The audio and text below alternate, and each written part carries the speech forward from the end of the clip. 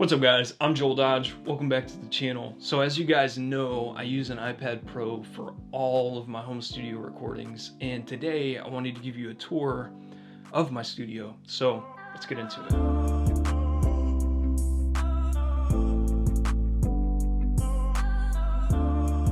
A few things I wanted to say before we get into the tour. First off is that anything that you see in here that I actually recommend to you guys is going to be in the affiliate links down below. I don't remember the exact prices for everything in here off the top of my head, so if you are interested in a specific thing, you can go look at the link. I'll have the prices for those items down there for you to see. So when you walk into my studio, the first thing you're actually going to see is this back wall, and on this back wall I have two guitar hangers where I've been hanging my Strat and my bass, and I have some foam. Like I said, I'll have this foam linked down below. This foam is definitely nothing special. It's some cheap stuff that I found on Amazon, but I will say that it's better than nothing. The other things that I have in here that are helping with the sound treatment is a couch, which is actually a more recent addition to the room. The other thing is I have these nice blackout curtains. So right in front of the curtain is where I keep my Gibson SG and my acoustic guitar, because these are the two guitars that I play the most.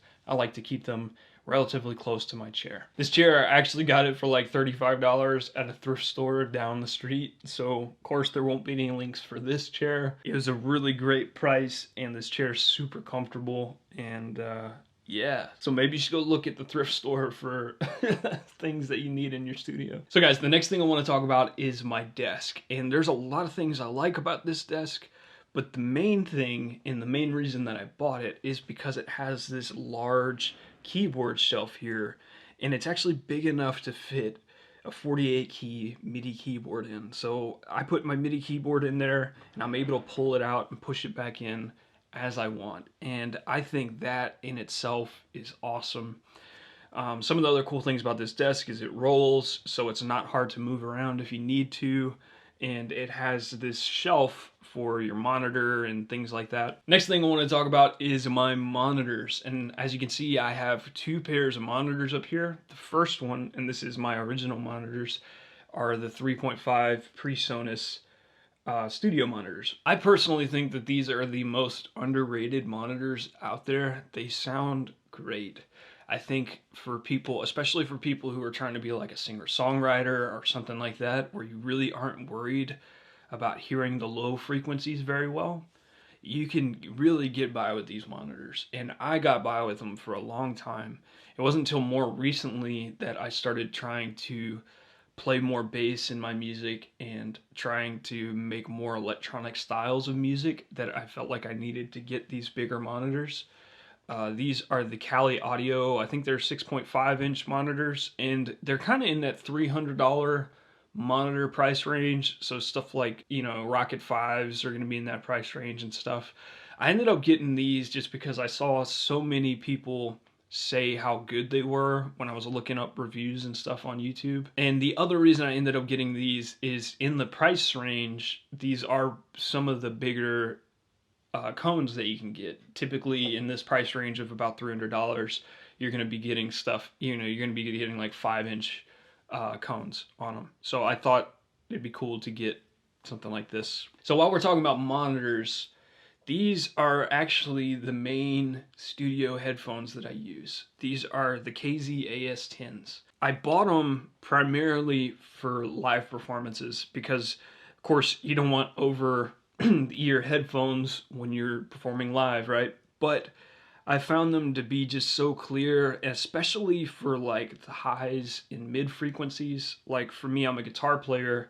These are perfect for guitar playing. These are actually probably my favorite experience with bias effects and stuff, just having it directly in my ears. These are great. I actually mix music on them as well, and these are definitely my go-to headphones, whether I'm here in the studio or I'm performing live. So the other headphones I want to talk to you guys about is these, and they're made by One Audio, and like I was saying about my KZ AS10s, they cover the high frequencies and the mid frequencies really well.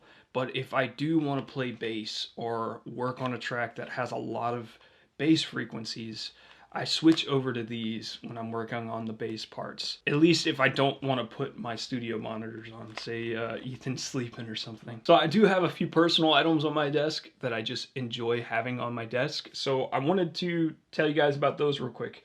So I have the Lord of the Rings books right here, and I'm a huge fan of Lord of the Rings. I actually listen to the audiobooks all the time. I've watched the movies. I don't even know how many times at this point. But I just enjoy having them here. I also recently, I'm this big of a Lord of the Rings fan, guys. I recently bought this replica of the ring from the movie.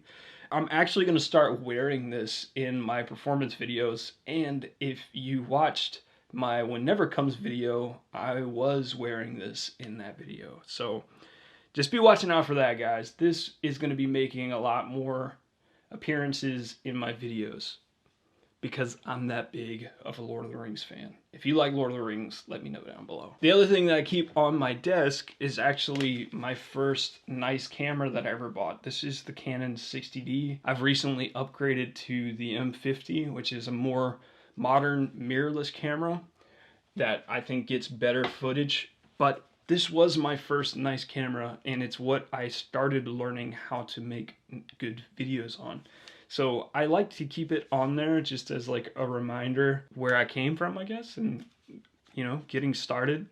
So I actually did shoot the first handful of my YouTube videos on this camera. All right, guys, back to studio gear. Let's talk interfaces. So if you've seen my interface video, you already know what I use, but for those of you who haven't, I use the Apogee Jam Plus for all my electric guitar recordings. I've found that this interface just really sounds great for electric guitar. The other thing I like about it is I actually do play live with my iPad quite a bit, and this is just so much easier to bring with you than something like a Focusrite interface. My other interface, which I use for vocals, acoustic guitar, pretty much anything where I need to plug a mic in, I use the Focusrite 4i4. I really like this interface. If you guys saw my other video, you would know that the reason I use the 4i4 is because it has clean inputs on the back that allow me to use my studio channel preamp. So guys, if you've seen my interface video, it's actually my most disliked video out of anything I've made, which it's really not that bad of a ratio. I think it's like 100 likes to about 30 dislikes or something like that, but that still is a much higher ratio than I'm used to with my videos. And it's because I didn't cover the difference between Lightning port and USB-C in that video. So everything that I've shown you in this video so far, you can use with your iPhone or with an iPad that has a regular Lightning port, okay? You're just gonna have to keep that in mind when you're picking what devices you use to connect your setup. So if you have an iPad Pro, the iPad Pro has a USB-C connector. USB-C is actually allows the iPad to send power to these devices. I actually a lot of times will just plug my Focusrite or my Apogee Jam Plus directly into the iPad along with my Midi keyboard, and it can power all those devices, and I can make music and do whatever I want to do with it. If you were using an iPad that didn't have USB-C, say an older model or something that's not a Pro, then you would need to get an adapter. They call it a camera card adapter, but it goes from Lightning to USB, and then you would need a powered USB hub to power your interfaces and your MIDI keyboards and stuff like that. Keep that in mind if you are trying to set up a studio like this. Just be very aware of what kind of adapters you need based on the kind of iPad or iPhone that you're using. All that being said, the way that I connect mine is with a Restec powered USB hub that has a USB-C connector. So I can plug this USB hub directly into my iPad Pro. The other cool thing about this power hub is that you can turn on specific ports so that you can run only the things that you want to be running. As far as microphones go, I actually wouldn't recommend that you guys get any of the microphones that I use. This is my main microphone that I use anytime I'm trying to record my best vocals. It's the E100S CAD mic, and it sounds really good, but it's kind of expensive. And something that happened to mine is it has like a buzz in it. And from what I understand after looking into it after mine started making that noise, is it's actually something that happens a lot with these microphones. So even though I still use this as my main vocal mic, anytime I actually use it, I have to put a pretty strong gate in the processing, and that's just kind of annoying. It works for vocals, but if I try to record acoustic guitar or something like that with this mic, it just has too much noise to actually use it. The other two mics that I own are these two right here, and this one is the one that I use the most. I feel like it sounds the best out of these two. It's a AKG. I don't even know what model it is. My grandfather bought both of these at a pawn shop and gave them to me years ago. And these are both pretty good sounding microphones.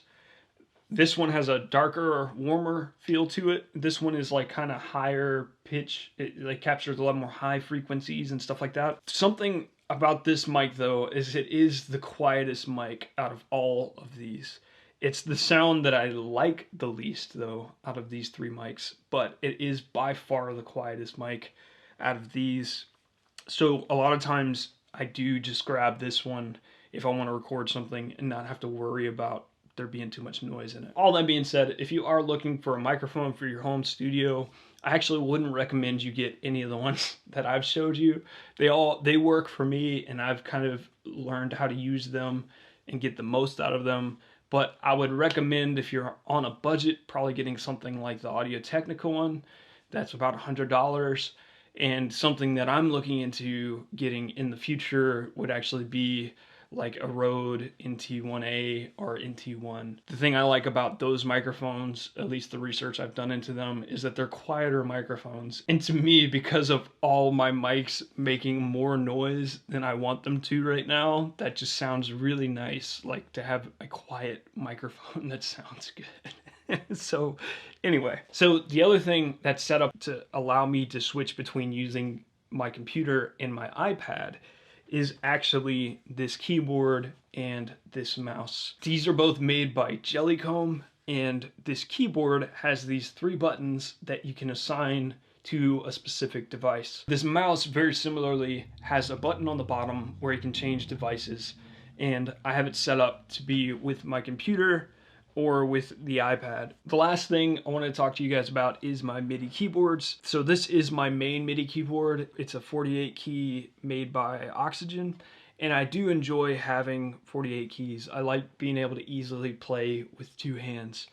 And I wouldn't recommend you guys go get this keyboard. I bought this keyboard like 12 or 13 years ago, something like that, when I first started getting into music production. I guess it's just been one of those things, you know, if it ain't broke, don't fix it. If I was to buy something newer, I would try to get something that had some pads on it, because I do like using pads occasionally, especially for drums and stuff. I don't like playing drums on keys. The other keyboard I use is the APK Mini, and I don't have it set up in my studio as part of my setup, but what I do is that if I'm going to, say I just want to play music somewhere else in the house, or if I'm going on the road or something, I will bring this with me. And this, of course, is a great little MIDI keyboard. It has the pads on it, has all the volume controls, all that stuff. The keys did take me a little while to get used to playing, because I'm not really a piano player, I'm more of a guitar player, and they're really small. So it took me a while to feel normal playing on these, but once you get used to it, it is a really nice little keyboard that you can just kind of throw in your bag. And if you are in the market to get something like this, the new ones look super cool. I don't know if you've seen the white ones or the solid black ones. Like, they're really cool looking. So guys, I hope you enjoyed the tour. I'll definitely keep y'all posted of any upgrades I make to the studio in the future. And I'll probably end up making a video like this once a year or something like that, just to keep y'all updated with what I'm using. Let me know what you think of the video, or what you're using in your personal studio down below.